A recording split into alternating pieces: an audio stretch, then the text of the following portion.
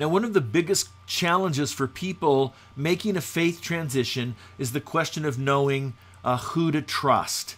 And if you're watching this video, you may feel like you've lost some trust in the LDS Church, maybe in its leaders or its history or its doctrine, or maybe you feel like you weren't told the whole truth. And if your trust is eroding, we know it's hard to trust someone again. It's hard to know who is worthy of that trust. And sometimes people in this journey wonder if they can even trust themselves.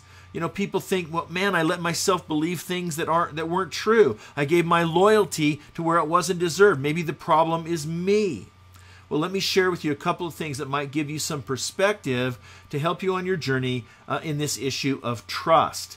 Well, first of all, it's okay to just acknowledge that you're feeling that way. You know what? That's where you're at in your journey. It's very natural for human beings to feel these kind of things in a situation like this. That's okay. Just own it. And it's not the end of your journey. You're going to move on, as we're going to point out. But that's where you're at right now, that's okay just to acknowledge that.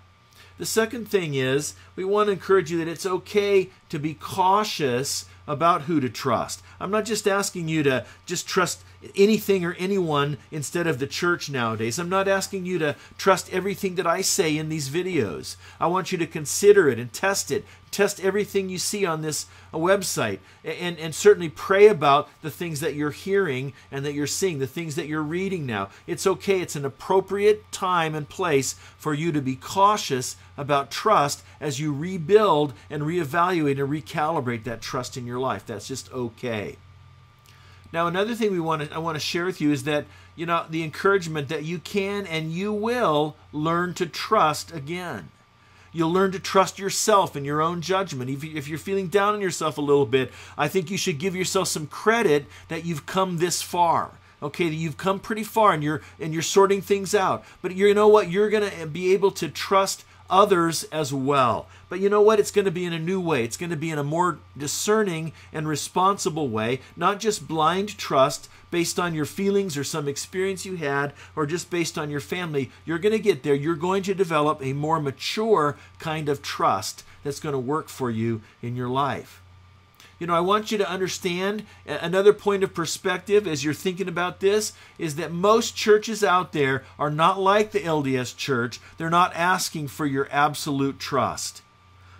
You know, most other churches are not claiming to be the one true church or the only spokesman for God on the earth. And so they're not going to ask you for the same kind of allegiance or loyalty that you gave to the LDS Church. They're not asking you to trust them like that. And so I want that to be an encouragement to you that you're not going to just go from the frying pan into the fire. Your relationship with a new church or a new faith system is going to be different than it was before. But finally, the main thing that's the most important thing I can share with you in this video is that ultimate trust belongs to God alone. Now, you may be working on how to separate who God is from the traditions and doctrines and practices of Mormonism. But you know what? God exists on His own terms, apart from Mormonism, really apart from any religious faith system. That means your goal is to come to the place where you can transfer your trust from a church or from an ecclesiastical institution to God and primarily in Him alone. So my point is that God can be trusted with your journey, with your process, with your life, with your eternity. Now, things may be confusing right now. God may even seem very distant, and you maybe even have a hard time trusting God if your whole idea of God was wrapped up in one particular church. But I want to encourage you that you can trust God with this.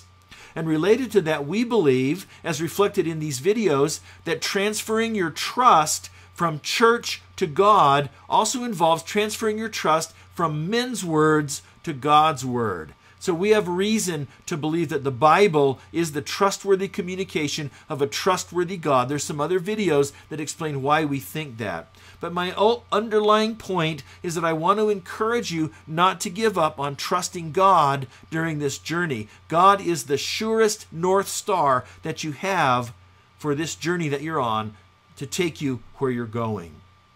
Now, You might want to pause the video before it goes off and check out some of these questions, some things to think about or discuss with others. And here's some other biblical passages that show us why we really have a basis for trusting in God no matter what you're going through today. Thanks for joining us. Be sure to check out our next video in the series. It's about how it's okay to try church again. At some point in time, you're going to be okay with trying church again. But keep trusting God. Have a wonderful day.